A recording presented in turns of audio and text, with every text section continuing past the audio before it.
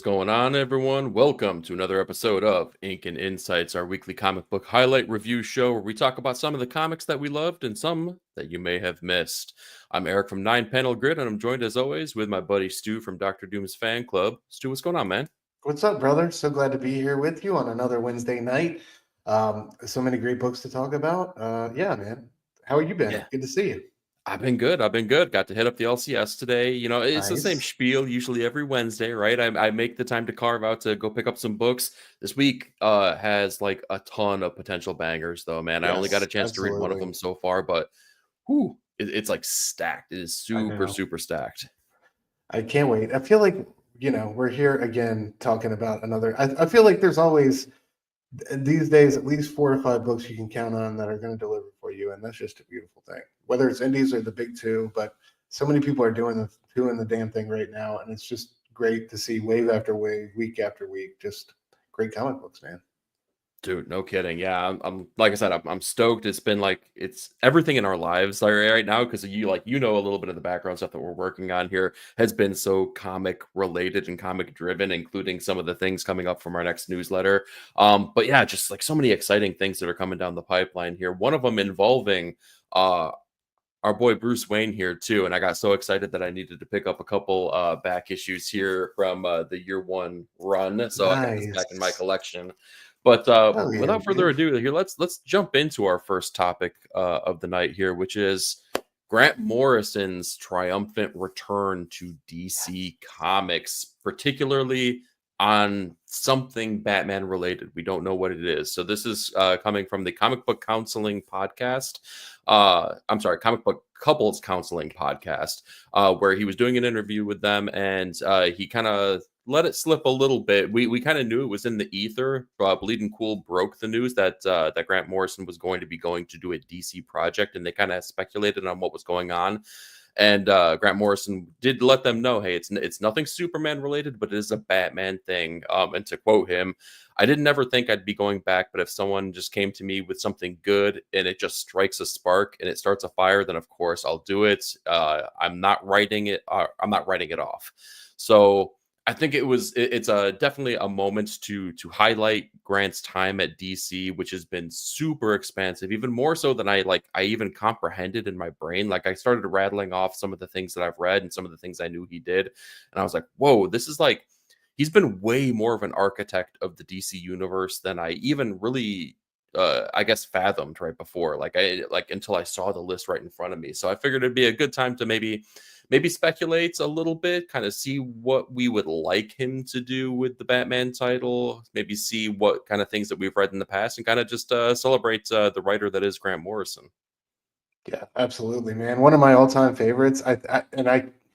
The fact that he's going back to Batman in particular just has me so hyped because I'm such a lover of like his all those runs that he did on Batman. But one of the first like truly weird minds in comics that I really got into and became a full-fledged fan of. Just somebody I discovered, you know, early on in my formative years, and I was able to come back to. I think a guy that's always been there for me. I think he was one of those dudes that, like when you're trying psychedelics for the first time, really can really expand your mind in so many ways. Honestly, I think what he's done with the genre has been amazing. Has been mind blowing, and we're definitely the better for having him around. But yeah, man, I love this move by DC. This is a power move, and I heard him say that it's an artist I don't know if he's worked with before, but he said something to the effect of it's an artist he's really excited about, that he really has a love and affection for. So whoever that may be, it would be great to see him paired with, one of his longtime heavy hitters like Frank Quietly or somebody like that. But it would also be cool to see him paired with somebody new and exciting, man. But again, the guy's worked with, a lot of those people. He's worked with Dan Mora before. He's already got some pre-existing relationships with some of these folks there at That's DC. I know right. him They and did him and Klaus together. yeah, man, and him Oh, and Mark Wade are good buddies. So I'm really excited to see um, what he's going to be cooking up. But this is a name. This is up there. with about like as excited as I can get really when it comes to like names coming back to comics or coming back to the fold. And I feel like honestly, man, with a lot of these guys, particularly him and Alan Moore, two of the strongest voices we've ever had in the game, two of just the best writers that we've ever had in the game. It's really always bothered me that they kind of got done dirty by the industry and by the people within it, and kind of felt alienated and pushed away in a time where we definitely could have used their voices and their talents. So it's good to see at least Grant kind of breaking out of that mold and coming back to comics. I hope we can get Alan to do the same one day. I don't know if that will happen, but dude, this is 10 out of 10 for excitement level. How about you? What's your history with old Grant? Oh my gosh. Grant came into my life later on, right? Definitely in my formative years. Really, it kind of their work kind of struck me kind of at during their time with Batman, though. That's really where I dabbled in stuff, but in my younger years, and especially when the time came where Batman was coming out, the stuff that they were putting out was like too weighty, too heavy for me to comprehend at that time.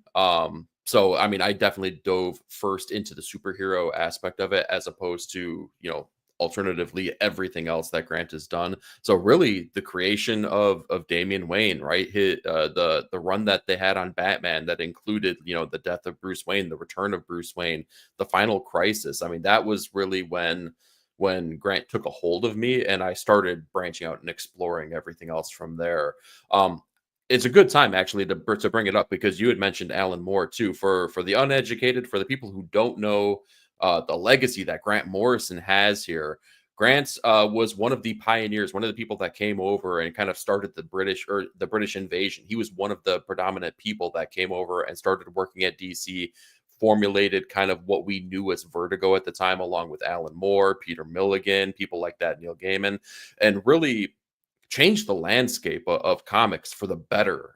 And I don't even think it's even in my opinion, right? I think it's just factual. Changed the landscape of comics for the better, right? Made it something that is that could be appreciated more so for the adults, mindset, for what we wanted, a more mature. And when I say mature, I don't necessarily mean it ain't like the static TV kind of stuff where you're trying to make out blurry images, but something that's a little bit more tasteful and something that could appeal to a older audience.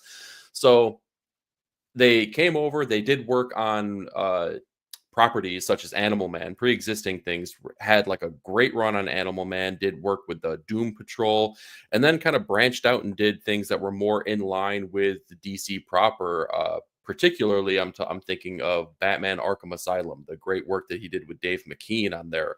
And again, you had mentioned artists that he has worked with previously.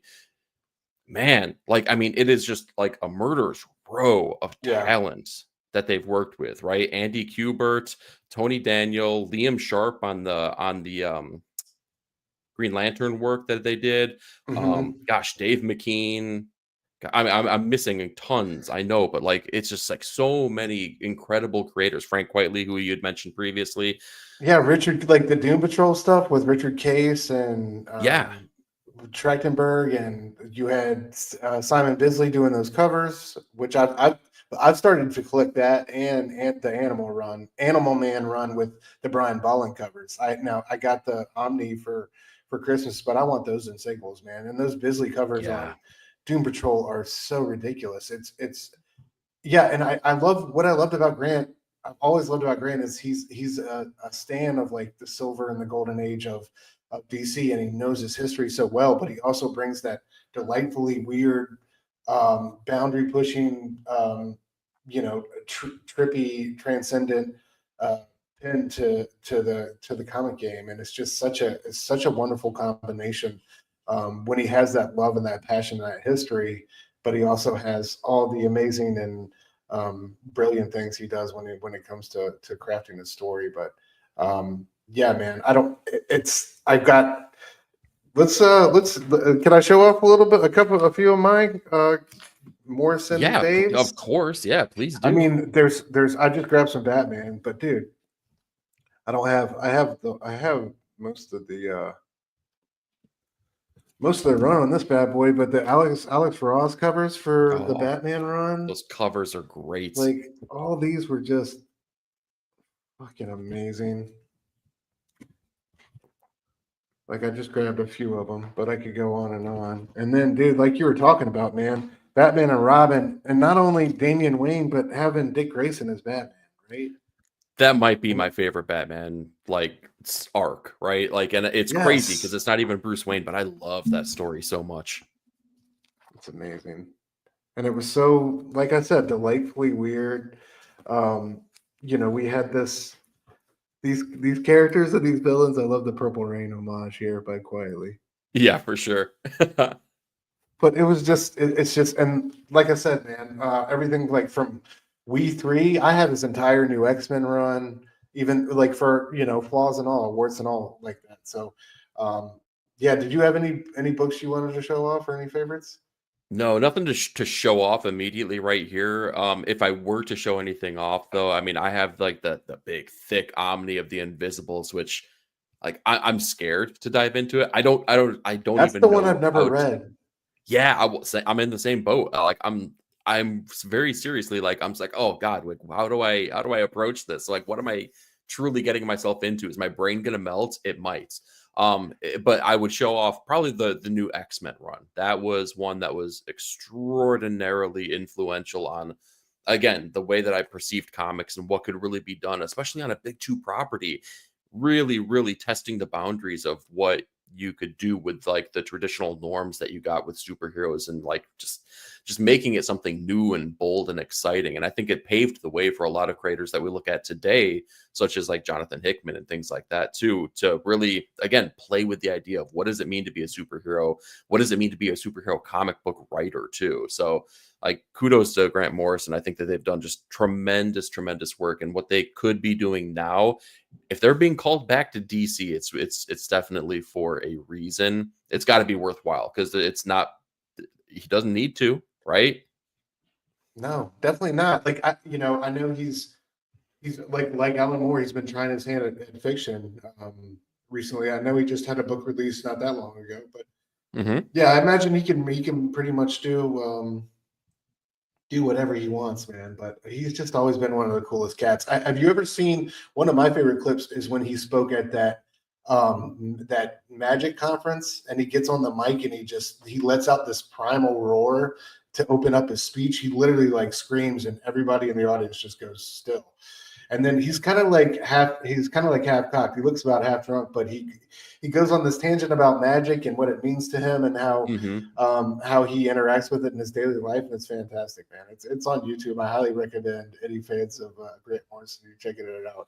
You'll know it when you hear that scream. Make sure you don't have the volume all the way up, folks, because the first time I heard that, it scared the bejesus out of me. But he's such like I love that video because it really is so true to his character and his essence. And man, we need the industry. We need people like that desperately. So to keep this place cool, to keep this place weird, and to also respect all the history and the characters that have come before it. And I think he was, like you said, coming out of the British invasion, he was one of those bricklayers, man. I mean, some of the stuff he gave us I will ever forever like always go back to. I have it in collected form. I'll have it in single issue form. Just some of my fondest memories reading books. Yeah, I've just always loved his ability to throw crazy ass concepts and ideas, and the way he integrates them into stories or makes it accessible, even digestible for the average reader. It's fantastic, dude. You talk about new X-Men. The amount of work he got done in like that first 3-issue arc, E for Extinction. Goodness gracious, that's how you open up like your time on a series, man. That is how you do it. That should be the blueprint. Like, I think we were an issue half in, and you know we had 16 million casualties on our hands. I mean, it was no joke. But that goes to show, you know, the boldest moves usually are the ones that get struck down the quickest too, man. Our time with Grant on X-Men, very, very short. Same thing. I talked about being influential on a writer like Jonathan Hickman. We saw what happened with Krakoa. Very influential, very game-changing. very short, because people got, you know, a little bit scared that it changed the status quo. I think we need that in the industry, though. Before we dive into maybe how Grant can change the status quo with this next project here, let's talk about some of the people that we got rolling with us already, though. Starting with our man, Simpleton DC. Simpleton, Station great to brother. see you, buddy.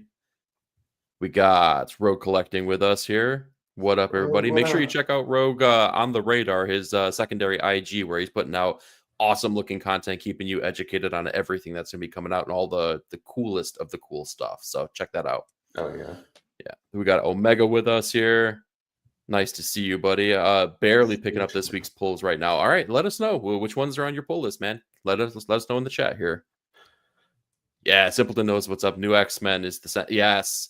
Not only is New X-Men so influential, and I don't want to like dive too much and make it X-Men centric, but like it really was like a pivotal moment, because not only did they put out the comic, but the Morrison Manifesto just like looms large over my comics. I God. feel like, because like what they had to say about the industry and the X titles at that time, it was just so true, and it still rings true for a lot of titles too. Like things stagnate and they get the same, and it becomes a snake eating its own tail, and like that's exactly what Grant was trying to get away from.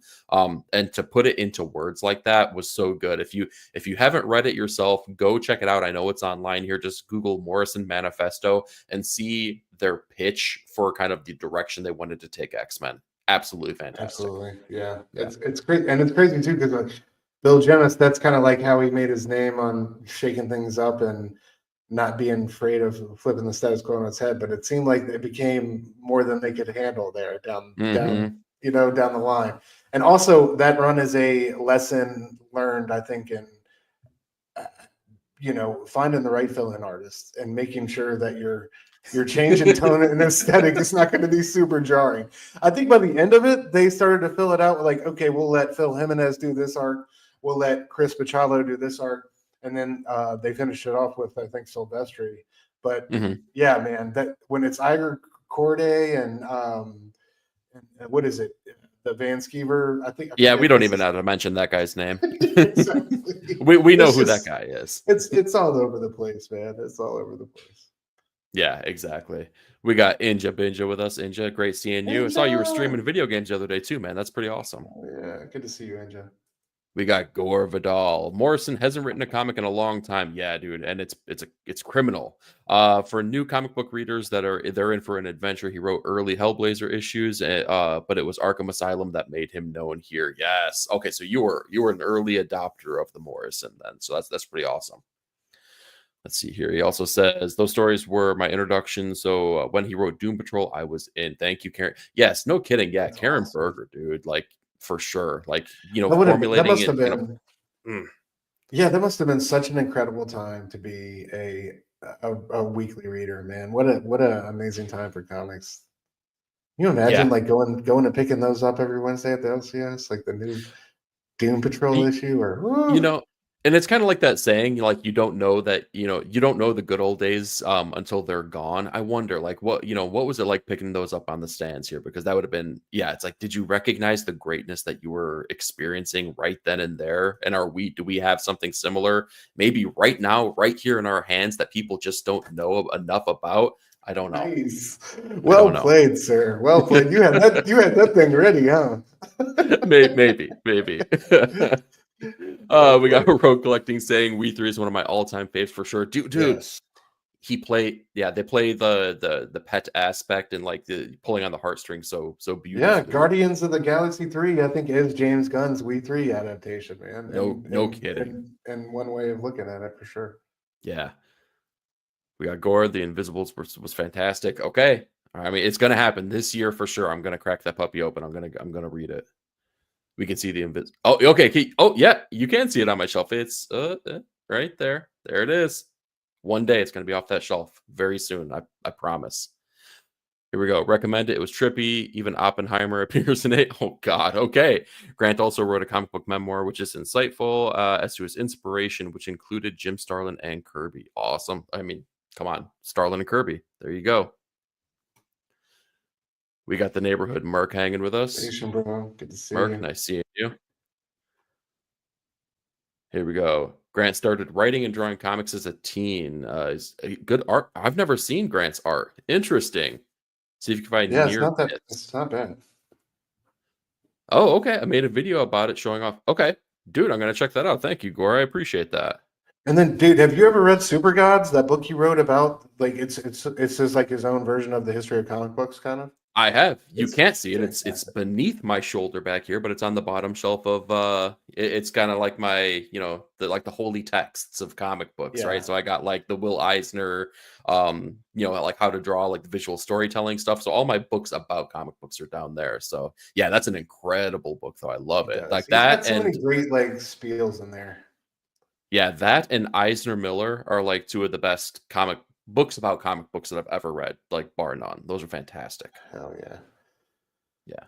All right. And we got Simpleton saying Cordy. Ooh. Look, here's the thing. Ooh. He's I calling know you he got out. yeah, dude. I know he got bad breaks on New X-Men because I know he got sometimes he got these books to draw with like probably no time left on the clock, right? And that's where they went to him because he could get it done fast. But come on, man. Like I'm not saying the man hasn't done good work, but still, some of them facial expressions and I remember there was a Beast panel. Ooh, those Or beasts some, were pretty rough. yes, sometimes it was rough, man. But I again, I feel like he really got the short of the stick when it came to deadlines and stuff like that. So it is what it is. To be fair, Beast was going through some changes in his He life was, at that point. There was Beast was going through it, man. Beast was yeah, going hair through was it. growing in places that were unexpected. He started noticing, different people for different reasons at He's that got time. Beak beating him to death with a bat. Like it It, was and yeah, on good. top of everything, yeah, Beak just brutal. Of Brought all some people good. for Cassandra Nova to choose, by the way, she chooses Beak to beat him like near death with a bat. Good lord, That was no insidious. respect for our boy Beast. All right, let's dive back in here. So we talked a lot about Grant Morrison here. What do you want to see from Morrison's return to DC? All we know is it's probably not Batman proper. I think if they were going to be writing Batman proper, it would have just been right out there on Front Street. So what do you want to see? Something I want to see something out of continuity, something kind of Really? standalone. Yes, I don't want an in continuity Batman story from Grant. I just want him to be able to do his Okay. thing and give us something wonderful and weird. Does he want to write an in continuity Batman story?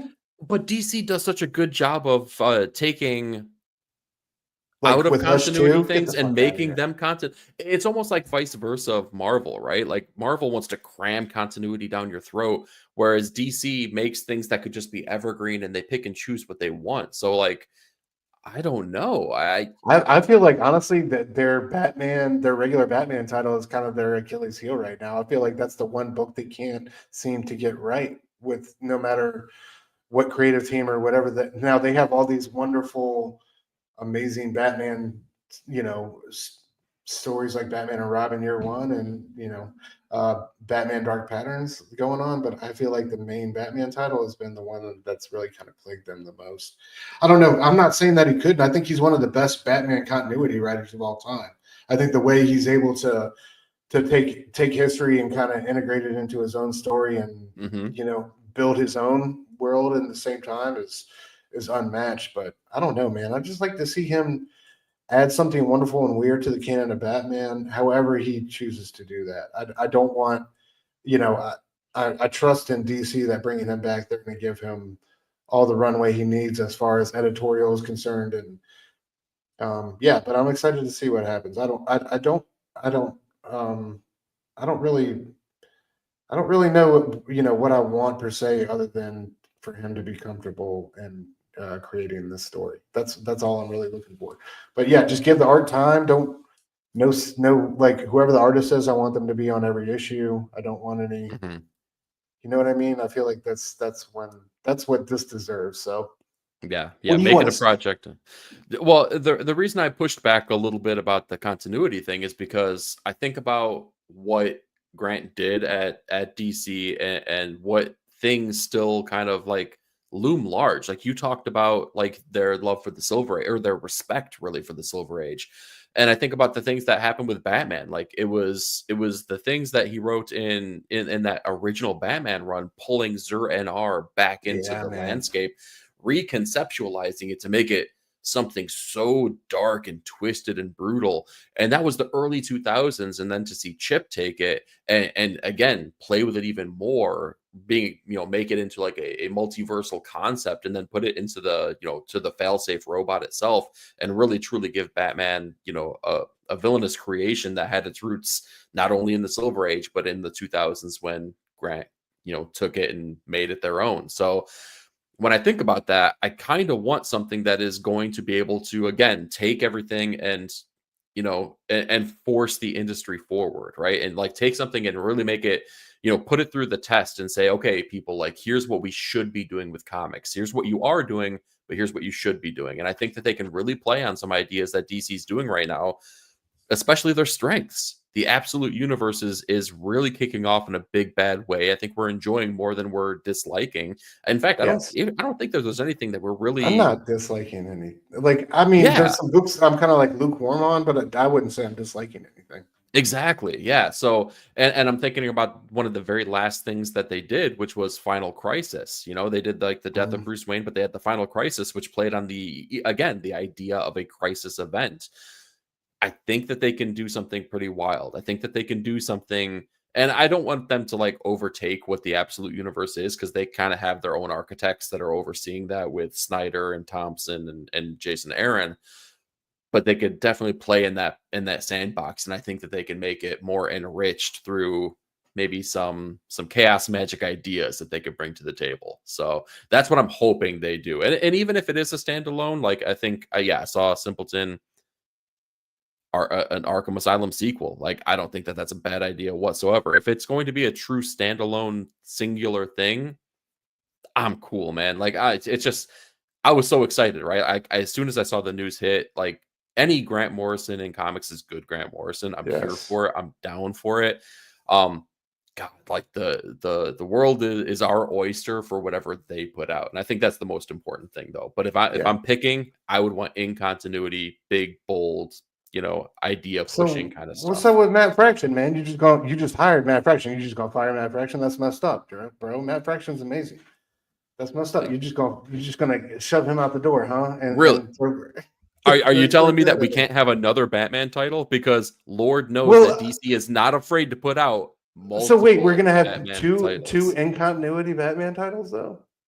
Detective Comics and Batman's always been in continuity. Yeah, I guess.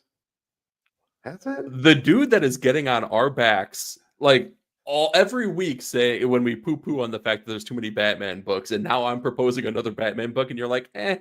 No, I'm saying you're shoving Matt right out the door, bro. I'm excited for Matt Fraction and Jorge Jimenez, as well, and I want to see them get their shot. You know what I mean?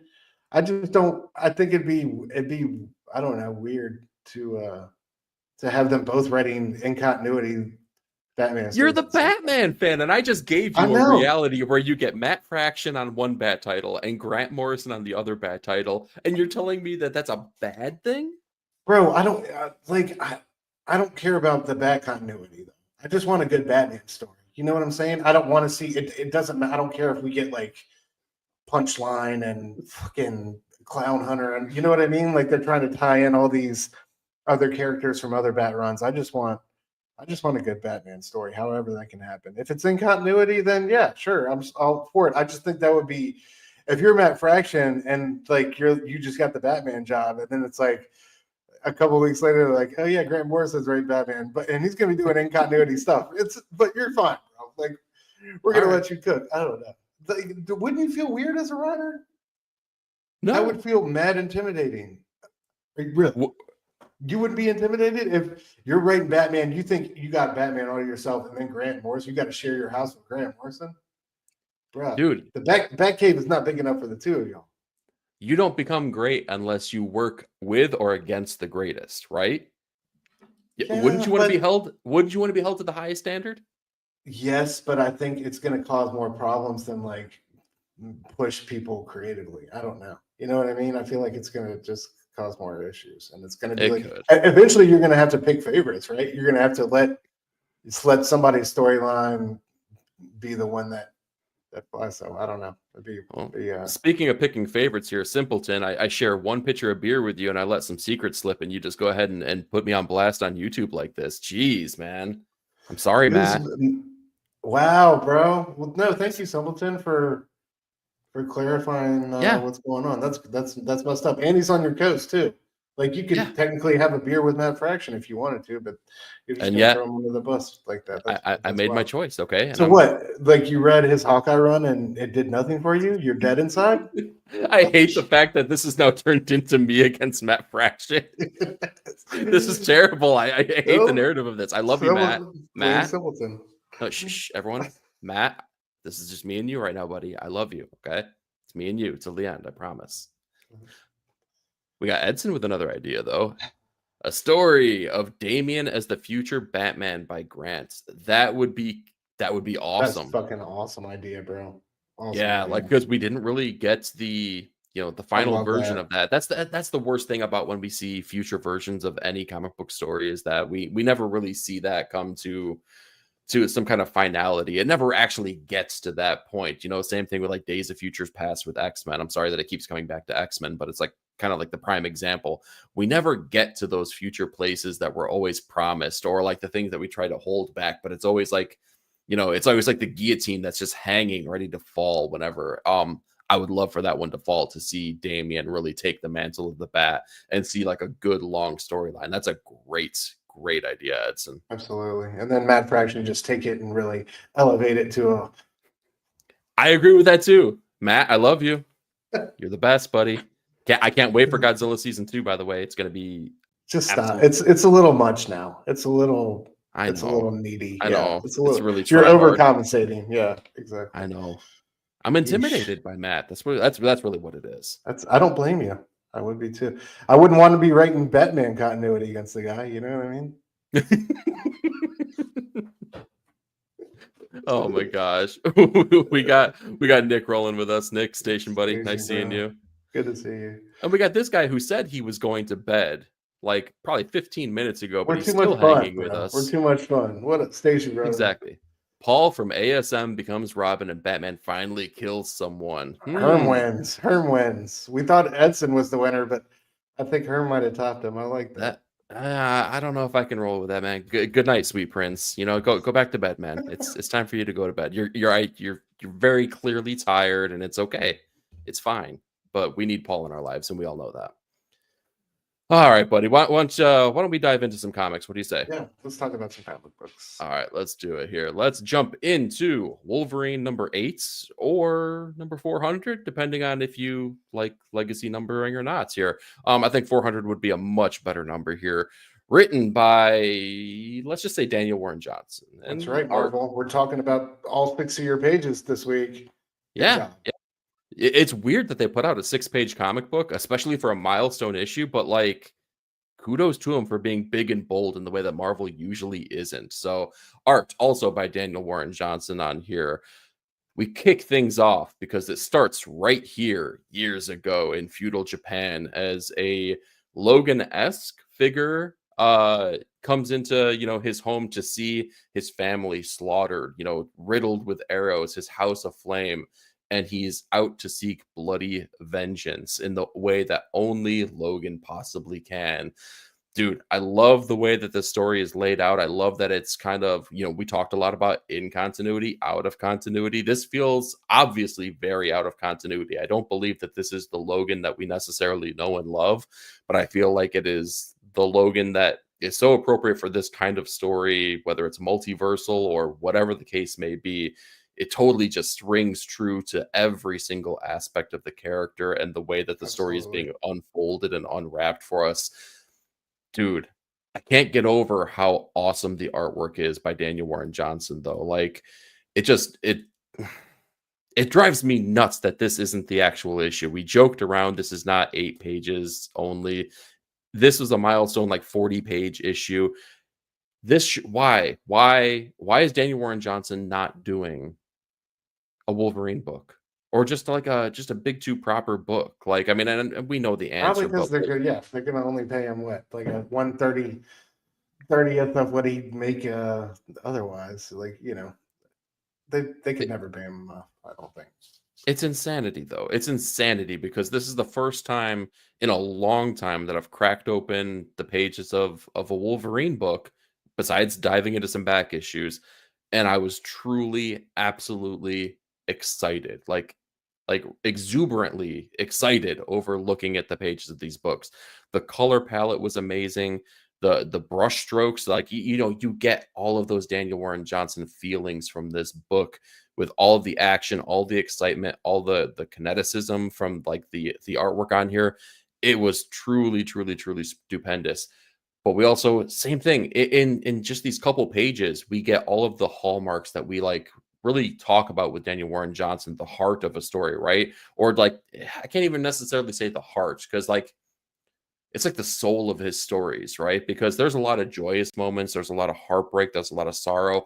You feel every single thing that our characters go through in all of his stories, whether it's Do a Power Bomb, Murder Falcon, everything, right? And he's able to capture that in the short time that he has in this issue. I've been talking a lot, man. Like, tell me, what was your experience with this issue? What did you I mean, tell me you all the said it things you all. loved? You said it all, though, brother. I mean, you know, we were hyped for this one for weeks and weeks, hearing that he was going to be doing this. It's, you know, right in his wheelhouse, and I loved every bit of it. I don't think it failed in any sense of the word. I think it was beautiful to see him take Wolverine back to his roots in Japan. I love the look of him in here with the samurai gear on and the mask. I love how we got so much sword work before we got the claws. Yes. You know what I mean? That was fantastic.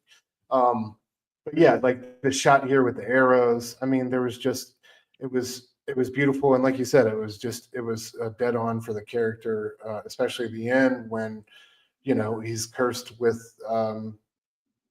this burden of always bearing the loss of his loved ones, never really being able to feel like he can truly get close to people without bringing death upon them. And you know, beautifully rendered, dude. It was a pleasure to read this one. You know, like I said, I don't know if Marvel can ever truly think, because something happened during beta reveal with Marvel and DWJ. I think they had to pull that an issue before it was ready or something like that. I think it ended. Really? Yeah, I don't know if it went the whole way it was supposed to. But I just don't feel like. Also, I think it's a matter of principle with him. You know what I mean? And I don't know if he would do an ongoing for one of the big two, given you know, all his success in the indie world. But I don't know, man. This was amazing. It's cool to see Legacy 400. I wish we keep up the Legacy numbering and stop, you know, redoing it, because I love that. So it gives you all the more opportunity to celebrate cool milestone issues and you know, do special things like this. So you know, especially when you know you keep rebooting these things and it's just not. It's like you said, man. It sucks that it's been this long since we've been excited to tear open a Wolverine book and read it, because this was the character of my childhood. This was my number one. Same. Has such a fond place for him in my soul. And you know, a lot of his stories and a lot of his journeys are kind of the same in theme and scope, but that doesn't mean that you can't write kick-ass interesting tales and do some amazing things with the character. So I hope to see more Wolverine renaissance, but who knows what will happen. Dude, But imagine if this is just a prequel. Like, sorry, this just popped into my head. Imagine if that would this is be just the thing that jumps him into doing maybe like a 5-issue prestige thing, kind of like Treadmore's Fall Sunrise, right? Maybe they do a Wolverine, you know, just a short little mini series that can be put out in a Treasury edition, just to be appreciated later on, that stands by itself. And again, out of continuity, so you don't have to be burdened with anything that's going on in the greater lines of comic books, that just follows this character. Because I mean, all we see a snippet of time here. We see kind of like the beginning of the torturous life that this person's put through. We don't know where they go from here. Like, this is where the Ronin, you know, version of Logan could be going from here. So We can cross our fingers, I guess, right? Like maybe.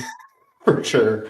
There's always that. You never know, man. You never know. But yeah, honestly, whether it's to Daniel Warren Johnson or somebody else, I just want some awesome Wolverine comics back in my life. And this was a great reminder of what could be, and the stories we deserve. So hopefully someone will step up to the plate and answer that call. Yeah, absolutely. I'm ready for that to happen, because I did read the entirety of this issue, not just the D-Dubs stuff.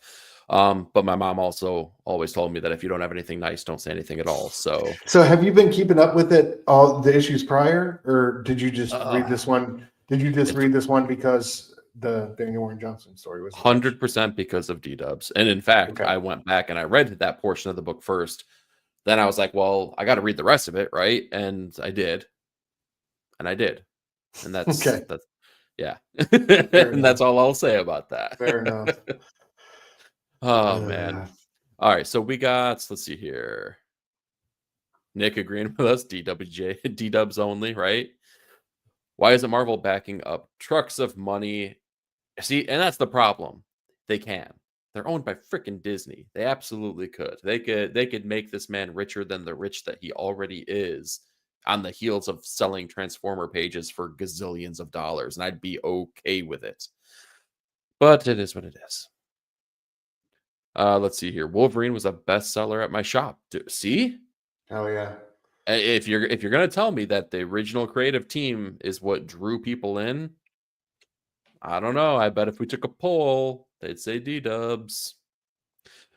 Hooray for out of continuity stories. Edson out here is making friends, clearly. Yes. Playing to the audience for sure. Is he, or is he just right and telling the truth? I don't know. I Why guess not we'll find out. We'll find out on the next Unsolved Mysteries. Because I'm right and you hate Matt Fraction. That's why. We don't have to keep going back to that. Matthew, hold on. Let me just. That's Matthew, right, it's just me and you, buddy. Kelly Sue's already blocked you, bro. It's okay, Matt. I love you, and you know this. All right. We got Nick here saying, "Well, now all I can think about is a D-Dubs Lone Wolf and Cub mini." Oh my god. Yeah, man. Sometimes you. Dude, we're spouting all these great editorial ideas out here. Yeah. Yeah, come on, Big Two, anyone, like just comic creators in general. Are you in our chat right now? Because you have like a plethora of talent out there just to be cultivated. So reach out to these people, hit them up. I'm Nick's representative. I take care of all his contracts, so just talk to me first. Yeah, I'll make sure he gets his percentages and all that stuff. You sound really confident in that too. And then you're going to launch a Kickstarter showing where all the abuse happened, and you're going to put out some tours. I will not ablaze him. I'm not going to ablaze him. I'm not going to do that to him. I'm not going to do that to him. Oh my god. As far as what D-Dubs is doing next, I don't believe it's been announced yet. No, I think Nick's right. He's doing that. Remember, he talked to us about at last year's HeroCon about that sci-fi book or was that Moon is Following Us? I don't know that's kind of what I was thinking, because The Moon is Following Us had not come out at that point. So I think that's, I don't know. But what I can tell you is that we are a little over a month away from being able to see that glorious man yet again at Heroes Con, and rest assured we will be finding out this information.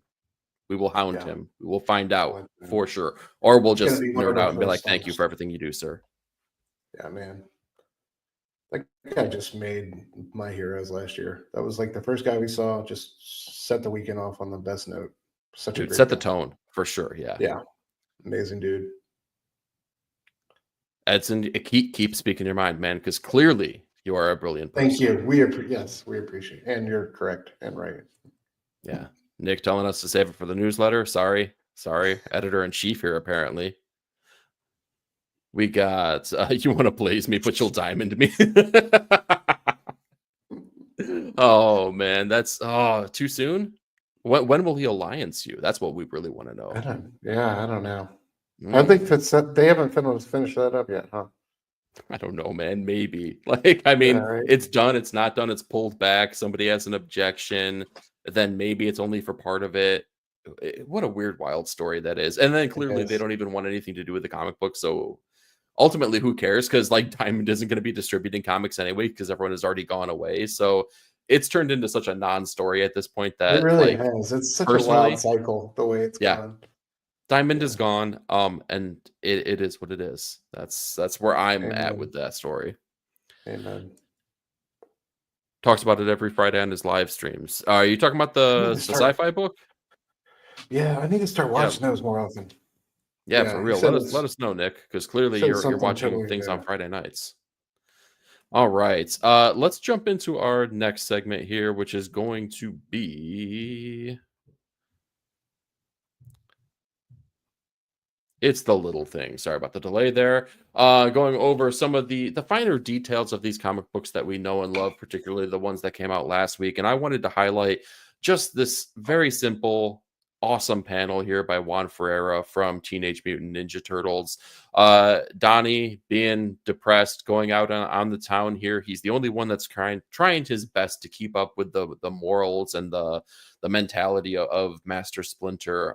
Leo goes to track him down and follow him through on the rooftops. And I just love the transitional jump from the one building to the next, tracking down his brother, trying to have a conversation, trying to reason with him, even though maybe Leo might not be in the rights, but also maybe Donatello's a little bit crazy too. So I just wanted to highlight that. I really love that transitional jump that's being made here from building to building on that panel. I think that Juan is doing stunning work in this book, man. It's artistically, it's definitely one of the best books that's on stands right now. Hell yeah. Just had to find a chance to bring up Donatello, did you? Old crybaby ass.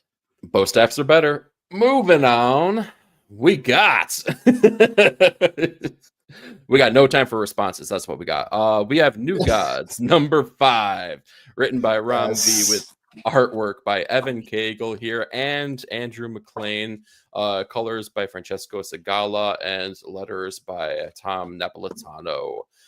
So this was a really, really, really good issue of New Gods. I think I said this about another book last week. Oh, Absolute Batman. I think this is the best issue of New Gods that we've gotten so far. I agree with you completely. Yeah. Man, this was it was great because I feel like we kind of in each issue we get a history lesson, right? We get a little something that tells us about the fourth world, about New Genesis, about Apocalypse, about the history, right, of the Kirby verse that's been created at DC Comics, and it's done by a different artist each and every time. But sometimes they're not totally necessarily connected with the ongoing story that's happening. This one felt so incredibly connected, though. It's really a meditation on death and a meditation on what happens after you die. And it's like, it really drives home the humanity of these people, of these gods, right? Because when they die, they still have the contemplations of what happens after death. What what does it mean to have a soul, to be a body? What do we do? What happens? And as you're going through this issue, Light Ray kind of goes to every single person that he can think of, goes to Highfather, gets an opinion, goes to Orion, gets an opinion. And each one has really a different interpretation. Goes to Metatron, has an idea. So it's really cool that the way that they play with that and they set up the overarching theme of this particular issue through the history lesson that you get with the absolutely stunning artwork here by Andrew McLean. Before we dive into the greater part of the issue here, where we really get into the Evan Cagle and the pushing the plot forward here, what did you think about our New Gods history lesson? Oh, dude, I loved it. I loved Andrew McLean's kind of Kirby-esque artwork. And I love just the story, like you said, of Light Ray going around asking all these people their opinions on what happens when we die. And then finally the Black Racer showing up at the end. I love that last panel of, the Black Racer. Each time you and I meet, you will run and I will chase. And because these actions are expressions of who we really are, we will play to win. The day I catch you, young Solus, that day you will have your answer. I just love that exchange between the two of them as it segues out of that incident in the past into our battle in the present. And Evan Cagle swinging for the fences every freaking page in this story, man. Like, he did not miss. Every single line was just incredible. I was I was blown away, man, and I completely concur with what you said. This has been the best issue of New Gods for me. Yeah. Absolutely.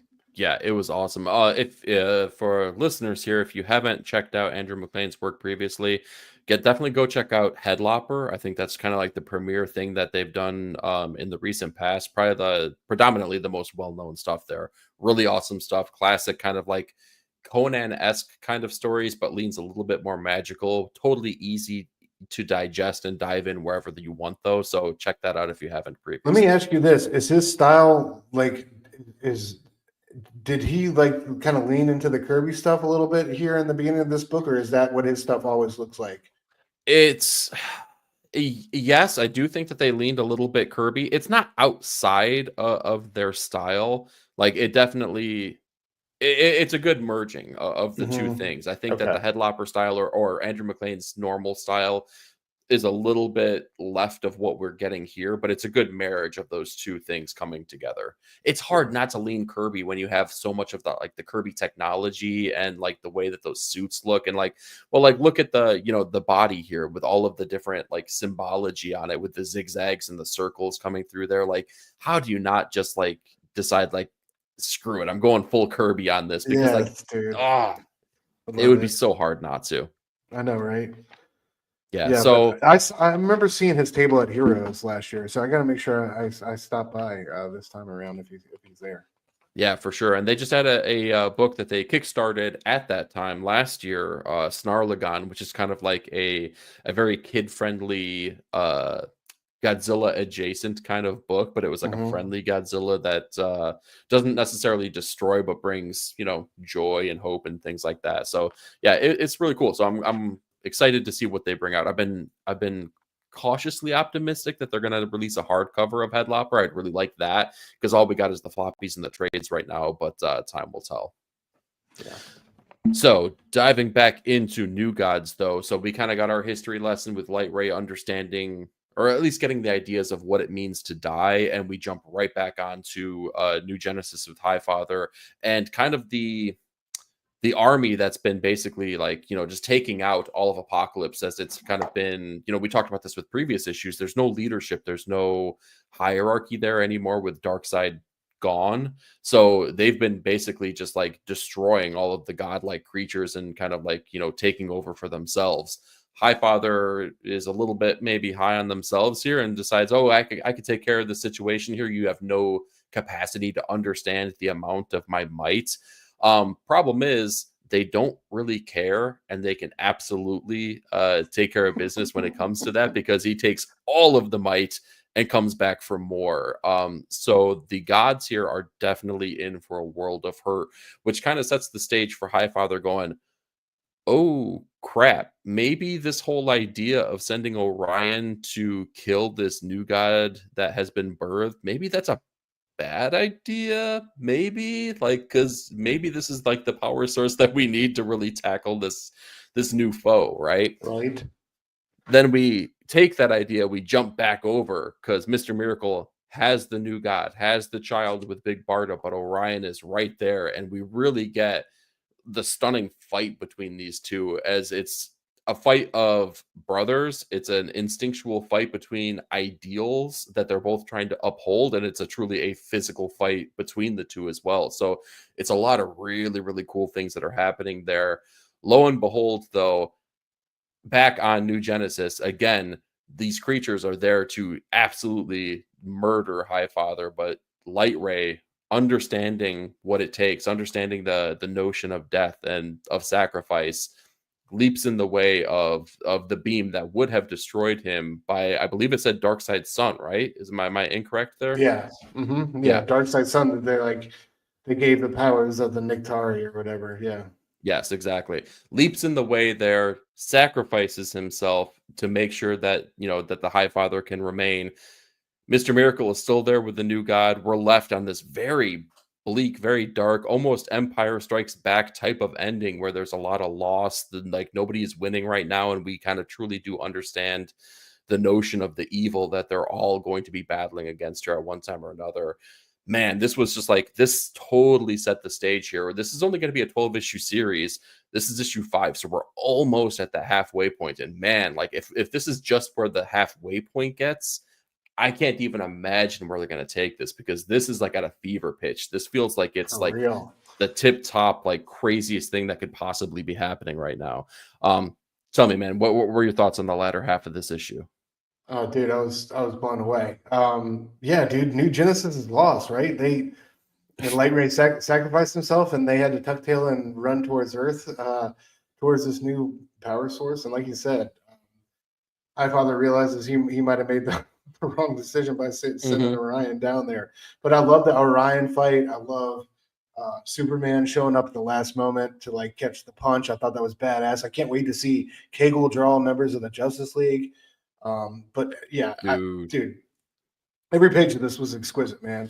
From Highfather, with the blast of the what is it, the creation spark, the alpha spark or whatever, the Nictari coming back together, transitioning in between the fight on Earth between Miracle and Orion, that scene you right there in like the middle right where Orion's getting blasted through, and you got all those energy rings, and dude, That's it just awesome. It looks was such a cool page, gorgeous. dude. Of course, across 2 pages, like it was fantastic, man. And then, yeah, I loved, to me, my favorite moment in the book when those Omega beams came out and Light Ray was there to kind of intercept them with those blasts from his eyes. It was such a cool, great moment. And yeah, man, like you said, it's deep and it's dark with his sacrifice, and we're playing for keeps here, man. Like, and so with New Genesis Lost, it, like you said, and this only being 5 issues in, I can't wait to see where it goes. And I love that we're already tugging on the strings of the DC universe and bringing some of these heavy hitters into play. But yeah, what did you think of Kago Superman? I just loved the look on it. I couldn't get enough of it.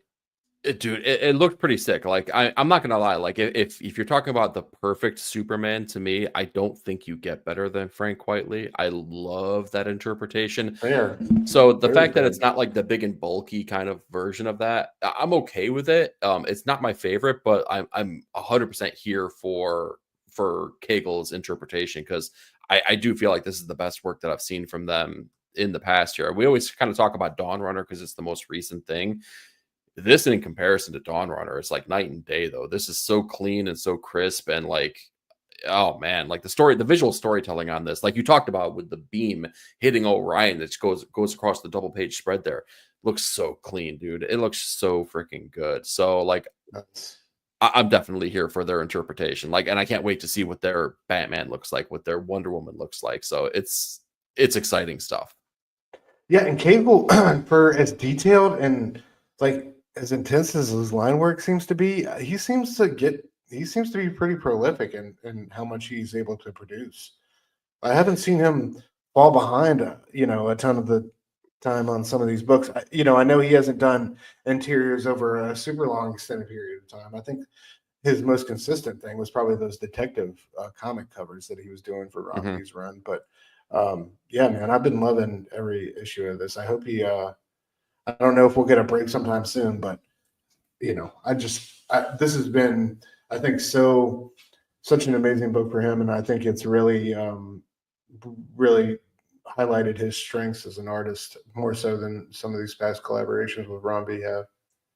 Yeah, I totally would agree with you for sure. There's been a couple duds here. Like as you got later on with that detective run, I felt like the art maybe suffered, maybe just a little bit, and it waned on me more so than I ever thought that it would. But so far, I mean, maybe he's had a little bit more runway, maybe not. Whatever, I'm here for it. So give Cagle all the room that they need to just keep putting this out. This is what I want in my life.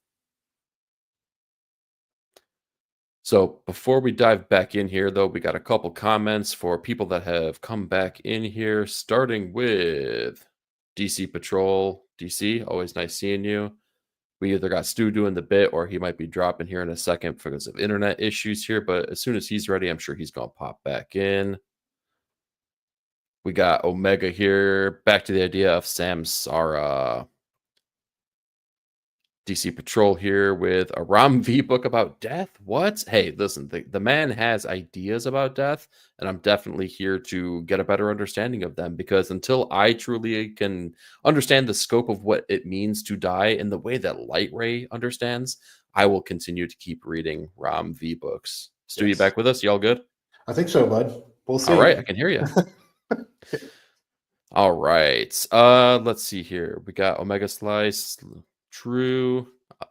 Let's see here. We got Phelps with us. Phelps, always great seeing you, buddy. Station Thanks for brother, joining us good to see tonight, you, man. man. Nick, great. I just made it on another list. Dude, how many lists are you on at this point? I feel like maybe we've lost count, but maybe your legal counsel can help you out in making sure they keep track of that.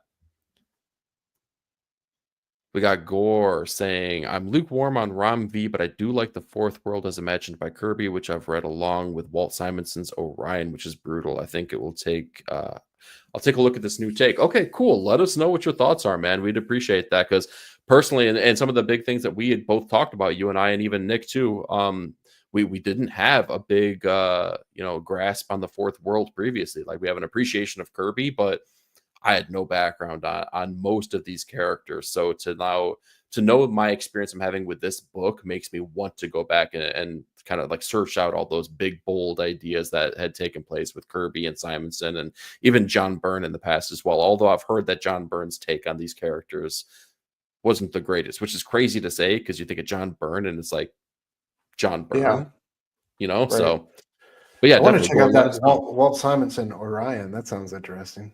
Oh, dude, if you got Walt on a book, like I'm Right. gonna check it out for sure. Absolutely.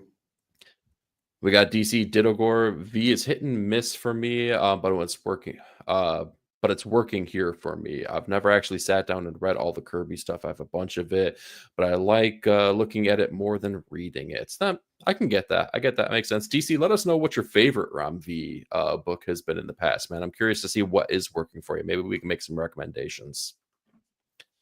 All right, that does it for New Gods for us here. Let's jump into Zatanna. Stu, you want to take this one? Yeah, man.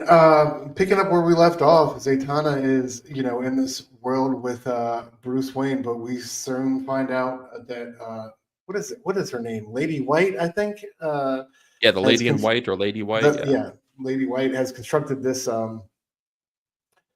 this kind of fantasy fake world with Basil, none other than Clayface, um, Basil Carlo at the center of it, and he's a successful actor. He's got a family, and he's kind of helping feed this illusion.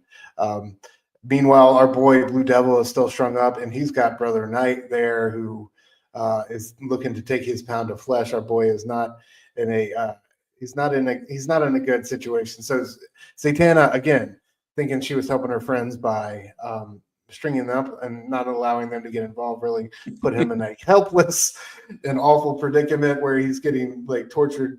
This guy literally wants to kind of skin him alive. So I feel bad for poor Blue Devil, just trying to help out his friend. But yeah, Zatanna gets kind of battered around in this world, but her and a Clayface kind of eventually throw down, and she's able to the best of her abilities, kind of pull her magic together and, at least form some type of counteroffensive against Clayface. But dude, what did you think of, Clayface being the kind of the star of the show here in this crazy world where everything is not as it seems? I think it was the best part of the issue. When we left off on the ending of the last issue, when she kind of walks into the sepia toned world and we get met with Bruce Wayne, I think all of us were kind of like, well, what does that mean? She's on this like murder mystery kind of like traversal, and like to be delivered into this world with Bruce Wayne. I was like, what does that even mean? So to get the revelation that Clayface is kind of stuck in this willfully so, stuck in this hallucination, basically, where his family is still alive and where he is a successful Hollywood actor and everything. It was really the heartbeat of the story. It was the thing that made everything so effective, or I should say the most effective thing of the issue. And it also made it all the more heartbreaking knowing he is a villainous character, and we knew that things were definitely not going to work out in his best favor. So yeah, I loved the way that they merged that idea in there. I don't necessarily know if they explained the reasoning behind it as well as they could, No, and they didn't. maybe they're Yeah, saving agreed. that. I don't know. Right. Yeah, it kind of seemed like all of a sudden we're supposed to know who this character, this lady white character is, and I kind of felt like I kind of got dropped in the water there, and I didn't really know what was going on. I did like how she was able to kind of deduce that there's something wasn't right about this world through Bruce and his actions and how selfish he was. Kind of, you know what I mean? He Yeah, wasn't there. There didn't seem to be any that Batman that core moral center for him in this story. But the visuals of the star of the show here, and the big fight time. with Clayface kind of through these Hollywood hills, and um, this this version of, I guess, L.A. Was fantastic, and definitely worth the price of admission. Jamal Campbell just really killing it, and these scenes where there's these big, huge bursts of energy or magic that he's done several times so far throughout this run have been some of my favorite pages. But I just love that he's writing this one and obviously writing to his strengths, and you know what I mean. Big time. We're getting pages like this in every issue of this book, and I think that's helped shore up some of the story's weaknesses, and um, you know helped us kind of gloss over some of those plot holes, or things that don't quite sync up yet. And like you said, maybe that's coming further down the line. But I'm loving it. We talked about it several times before. He had his work cut out for him with Zatanna bring down the house and Javier Rodriguez and all that. But I think he's really stepped up to the plate in an admirable way and delivered us a great Zatanna book. And it's cool to see Jamal doing his thing as a writer. And I think for first time out of the gate, really writing his own thing, I think he's doing a great job. So Yeah, and that's the thing. Like, I mean, if you ask me, of the 3 issues we've gotten, where does this rank? It's probably my least favorite issue, but that's not to say it's a bad issue by any means. Like, it was a little bit of a letdown. I think I was wanting it to maybe, I don't know if I wanted it to go in a different direction, but I feel like the overall approach on this was muddy from a narrative perspective. But you hit the nail on the head. Like, you almost don't need to buy this book for the narrative. It's there, and like, I want the story to progress, but like, this is one that, like, still the artwork shines through and through. So even if you're not getting the story beats that you want, man, the visuals are stunning. I absolutely love the look of every single page on this book. What I really want to know, though, especially from this issue, is that Zatanna is essentially cursed, right? And that's the sword through her chest. That's kind of like the personification of that curse. But we saw that Clayface had the same exact thing by way of like a spear or something like that. But in doing so, that it wasn't a curse to him necessarily. It was almost like a boon. right, So like, yeah, he what was is like wielding it like a weapon. exactly? So like, what is the notion of this thing? And then again, maybe this is more of the mystery that's going to unravel here. Maybe it's something that I'll appreciate more with future issues, and I'll come back and be like, oh, issue 3 was secretly a banger and I didn't even know it. So maybe things will unfold from here on out, because I think that there's more mysteries to be solved here that'll maybe make this a little bit more of a better experience too. Yeah, agreed. But yeah, can't sing Jamal's praises enough, man. Just he's been one of my favorite artists here at DC for a minute now, with his work on Superman and Far Sector. Um, he's a great talent. So good to see him thriving and surviving. Well, I dipped in a little bit on a Superman run. I think that Zatanna is leaps and bounds better than their work on Superman here. Where do you kind of rank what you've known from Dude, Jamal? I would agree, but like I still think there's so many amazing moments there in that the stuff with Parasite and I forget, Maryland Moonlight or whatever. Just the way he draws some of those sequences has been fantastic. But Yeah, I think this is some of his best work. I definitely put it up there, at the top of the pile. Nice. Okay. Yeah. All right, we got DC here with talking about his favorite Rom V work. Loved the Swamp Thing, dude. Yeah, that Swamp Thing the run. I'm so glad that they extended it and gave that more room to breathe because it was awesome. Didn't get into Detective Comics. Detective Comics seemed really divisive. I loved it, but that love definitely didn't resonate across the board with everyone. It felt very, very divisive. Or Rare Flavors, though, dude. DC, come on. Come on. Rare Flavors was amazing. Awesome. You know it.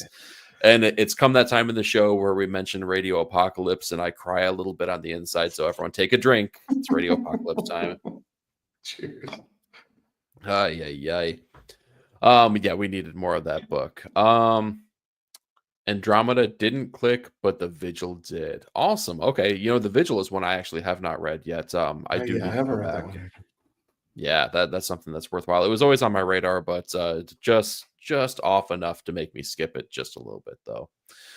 I appreciate that Zatanna isn't trying to subvert expectations or anything, just a cool story with gorgeous art. Dude, yeah, and maybe that's just it, right? And there's nothing wrong with that. I mean, if I got this book with no background on the character, which is almost essentially what I did, I can't be mad at that because I feel like it's giving you everything you need to understand about the character and taking you on a cool little adventure. So yeah, kudos to it. All right. Before we dive into a couple more segments here, I think it's time maybe we visit the pool and see what's going on here with our segment, Make a Splash. Oh, sexy. Hey, girls.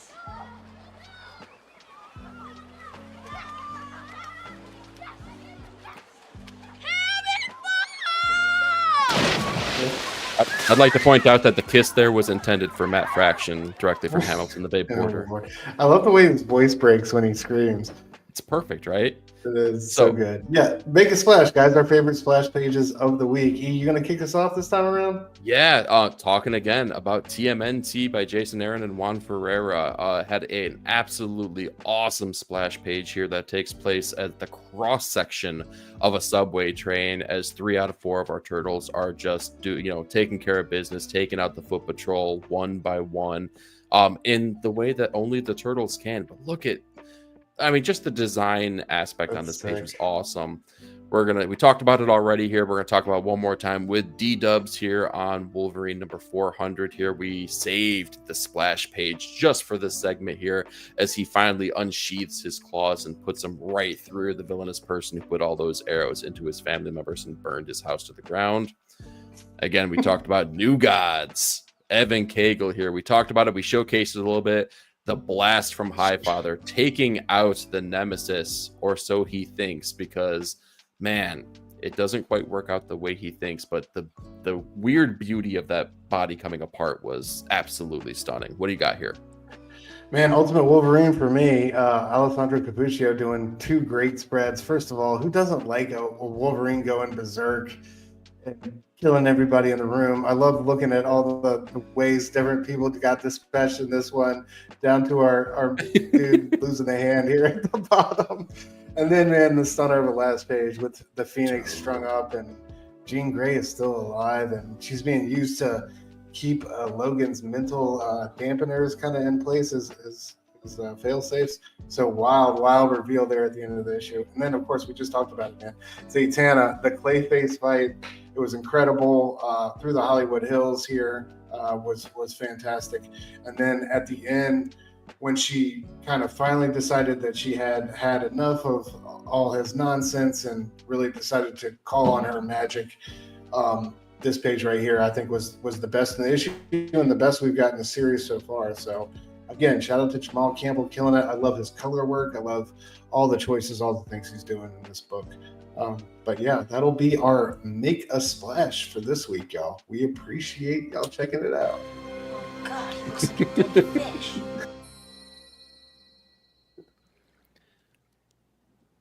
Seeing that right there? That's Grant Morrison returning to DC for Batman. This magic moment. Little pervert! Oh man, he's a deep shit. Always good to Oh go my back to Sandlot, man. It keeps you young. You know what I mean? It keeps you young. Exactly. Exactly.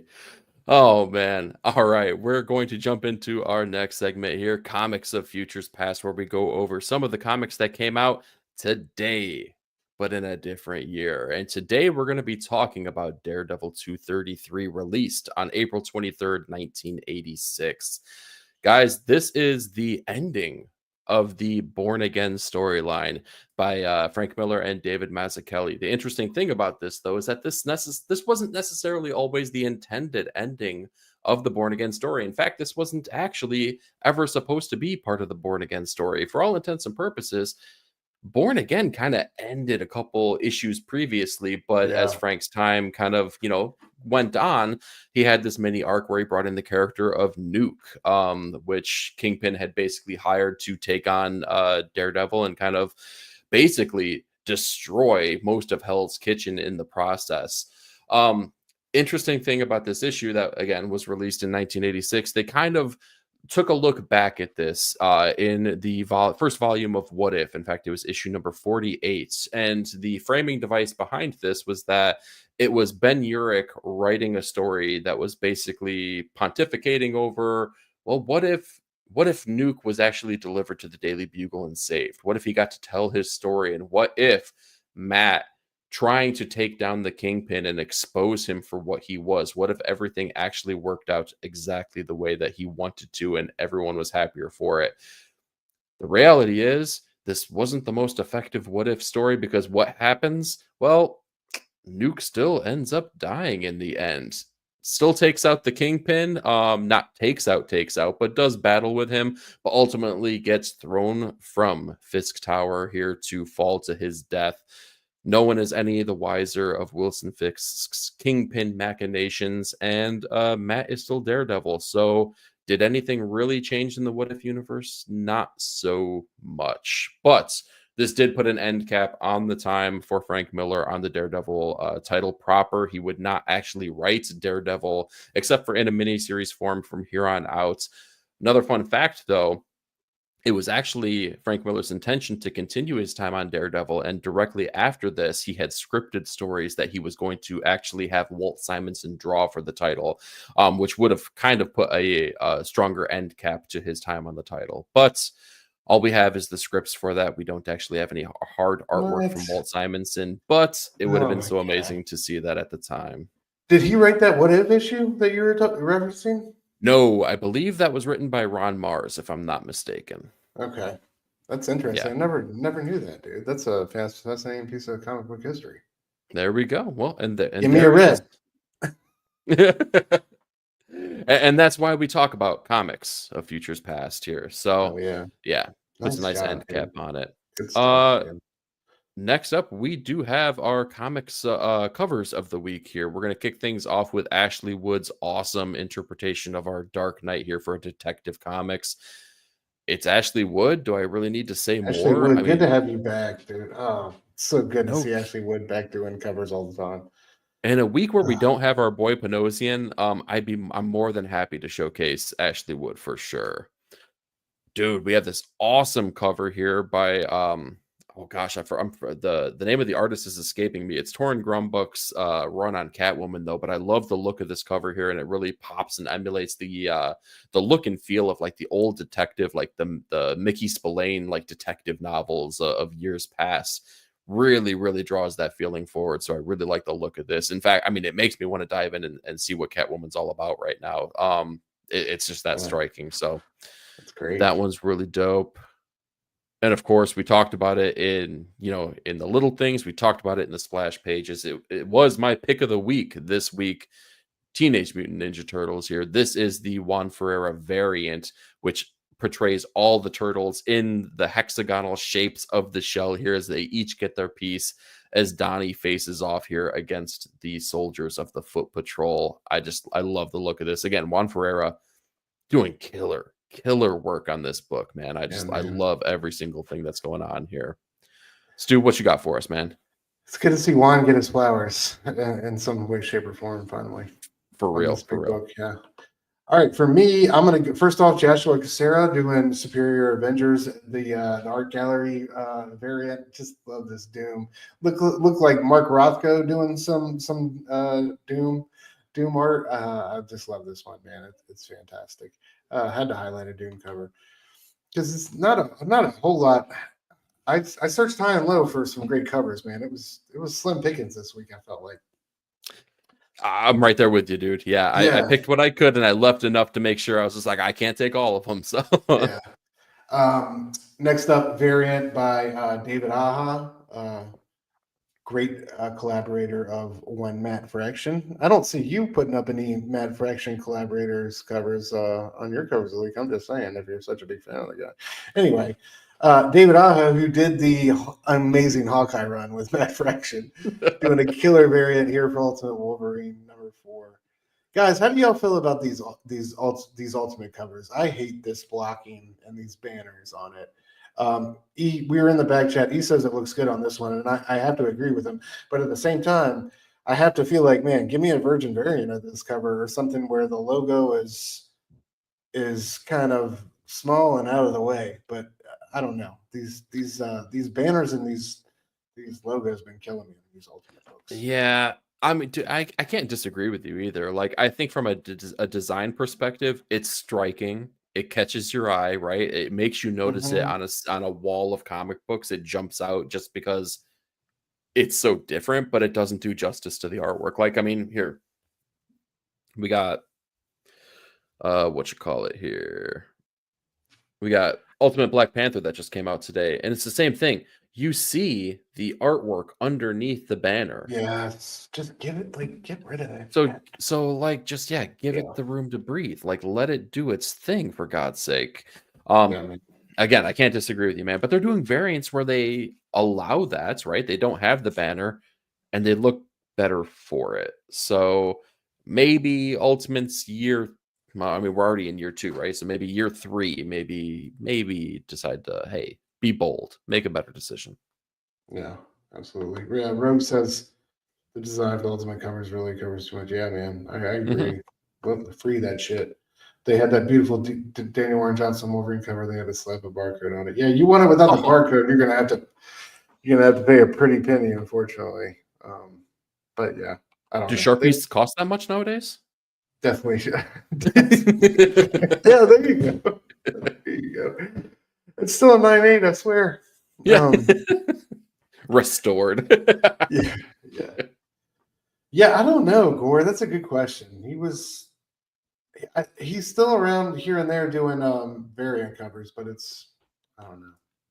Yeah, they had a series that they were putting out in Dark Horse, and I mean, God, this is probably like 5 years ago, but it was called The Seeds, and Ascenti was writing it. And yeah, they had the little B logo or whatever. Exactly. Really cool look on it. I feel like David Aha's artwork has consistently evolved and changed and like done really exciting things over the years. So maybe they're just biding their time and waiting for that new style to hit so they can really blow us away.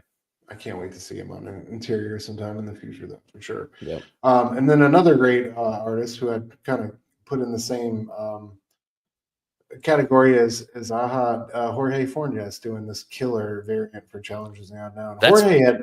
That's Fornes? Are you kidding me? Dude. He had another one for Nightwing I almost put on here for a cover of the week. But yeah, Jorge is always doing incredible work.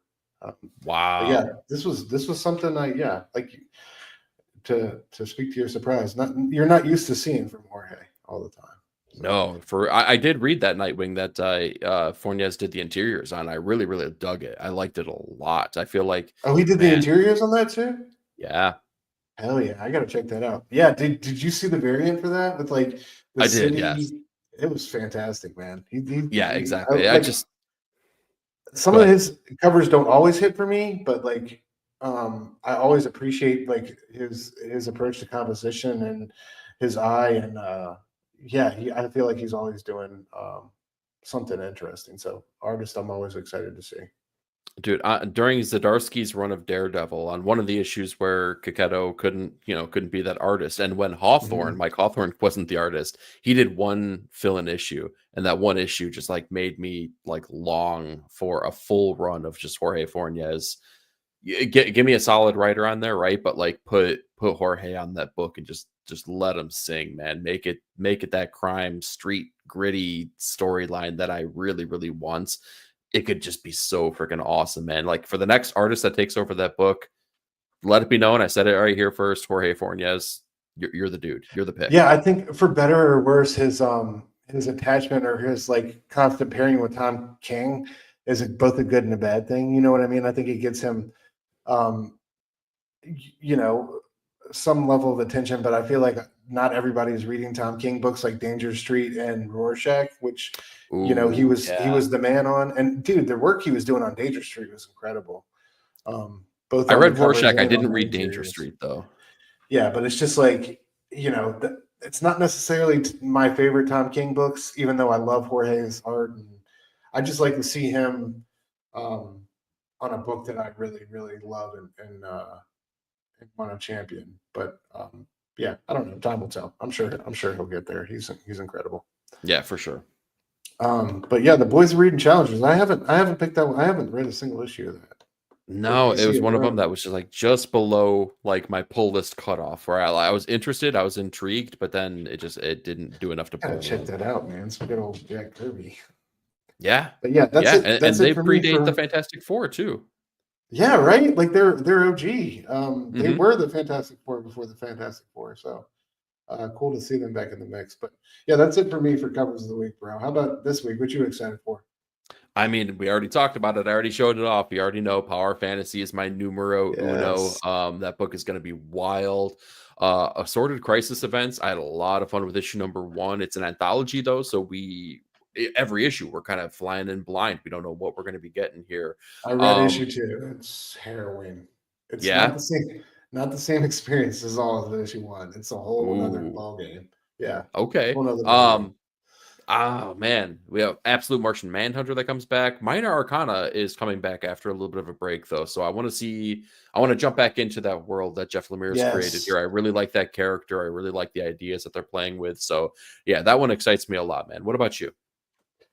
Yeah, dude. Out of Alcatraz, Absolute Wonder Woman, Power Fantasy, Minor Arcana. I'm there with you on all those. Absolute Martian Manhunter is probably top of my list. Ultimate Black Panther. Who's still reading that? Am I right? You know what? I hate you. Matt Fraction reads it, I bet. I bet he doesn't.